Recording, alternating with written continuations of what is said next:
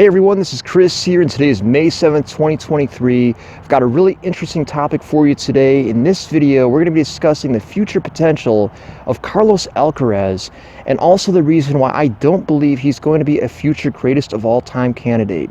Now, before we get into this topic, I'd like to encourage you guys, if you're new to this channel, to please take a minute to hit the subscribe button down below. That'll keep you notified of any time we release additional content like this. And of course, if you enjoy videos like this, then please be sure to share this video with your friends. Alright guys, without further ado, let's get into it.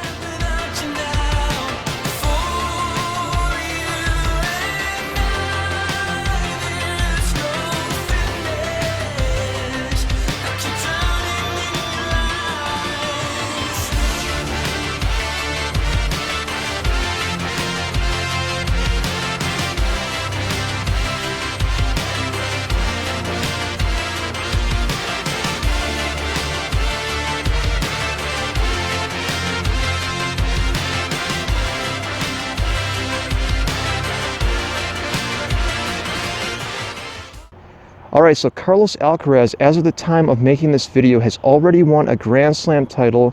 He's just turned 20 years old.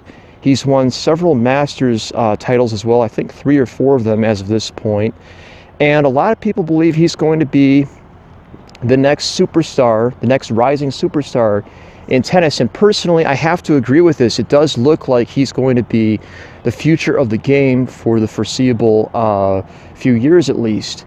Now, one of the reasons why I don't consider Alcaraz to be a potential greatest of all time candidate is because as of this point, he hasn't really been tested by any younger players from his generation. Holger Rune, Jannik Sinner, a lot of the younger players who people have been looking at as being potential great players that might win Grand Slam titles at some point. So far, these guys really haven't been able to step up to the plate to challenge a really tough player, a really mentally focused player like Alcaraz. And I feel that until that day comes where Alcaraz is consistently challenged by someone from his generation, we're really not going to know how good he's going to be.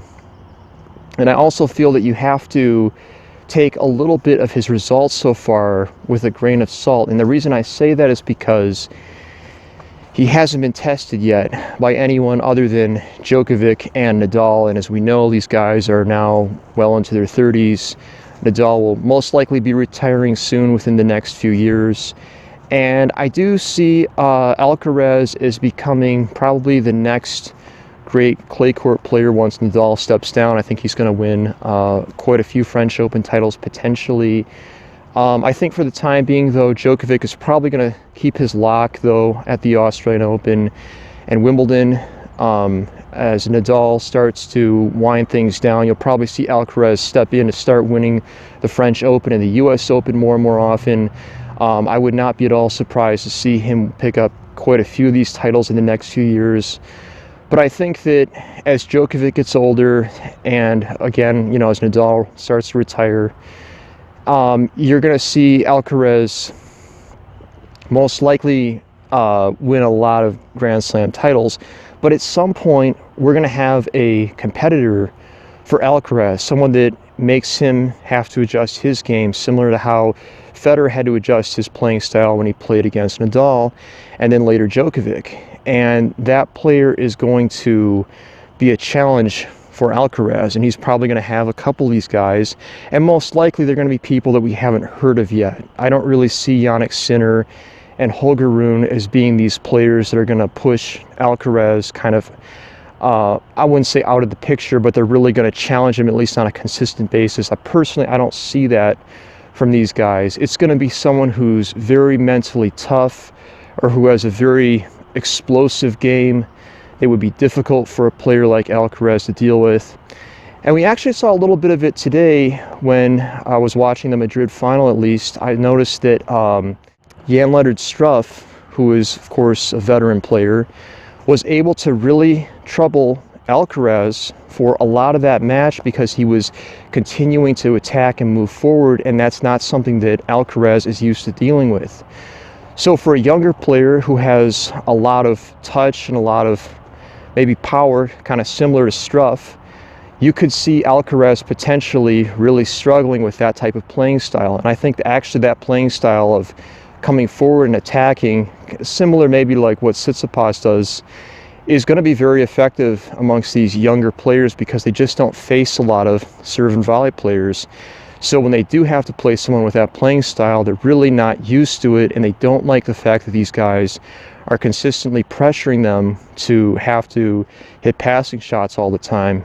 Now, I wanted to talk a little bit about Alcaraz's game, what he has going for him.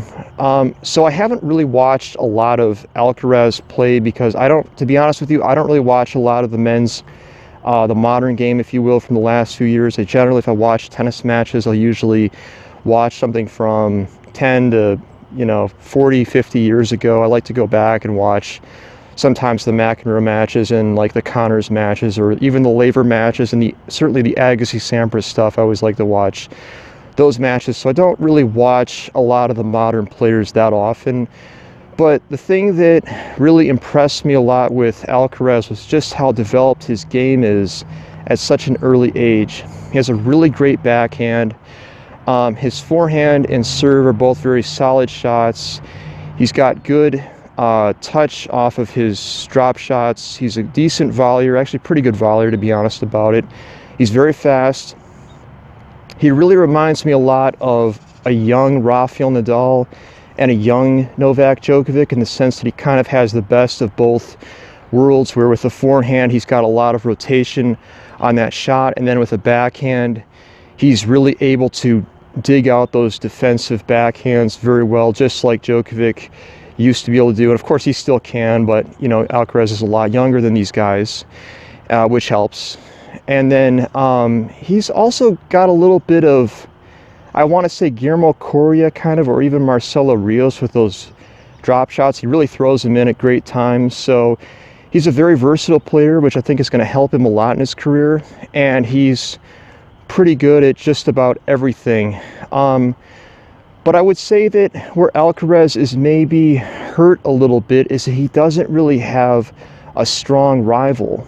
If you go back to Federer's time period, of course he had Nadal. And then before Nadal came around, he had Leighton Hewitt, he had David Nalbandian, he had Tim Henman, a lot of really tough guys that could beat him on different surfaces. He had to prove that he was the best among that group. And then with Rafa, of course, he infamously really struggled against Rafa, and then later Djokovic.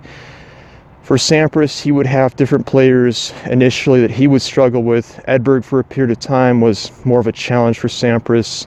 Agassi, of course, on a slower hard court was always going to be a challenge for Sampras. So no matter what period of time you want to talk about, the best players have always had a rival roughly their age that's been someone that they've really had to think about, how do I beat this guy? Now with Alcaraz, the problem for him is that he doesn't have that right now. So when it comes to having rivals who can really challenge him and push him and give people the belief that he's competing in a strong era, I don't see that at this point for Alcaraz. And I'll be very interested to see and how things develop for him. And once he has a legitimate challenger, how will he adapt to that? How will he be able to overcome the challenges that come with having a very tough rival? And in my opinion, actually, I think if we see a young player who can volley as well as Struff did, and maybe even has a similar playing style to Struff, I really think that type of player could do really, really well in this time period, in this generation, because the players don't see that anymore. They don't see players like Boris Becker and Stefan Edberg. They were versatile and they could come to the net. And even like a Federer, that type of a player who's just comfortable moving forward, it's very, very rare to see that. So I feel that someone who has those natural gifts could do extremely well in today's game. But let me know what you guys think in the comment section down below. Thank you so much for watching this video, guys. I will see you at the next one.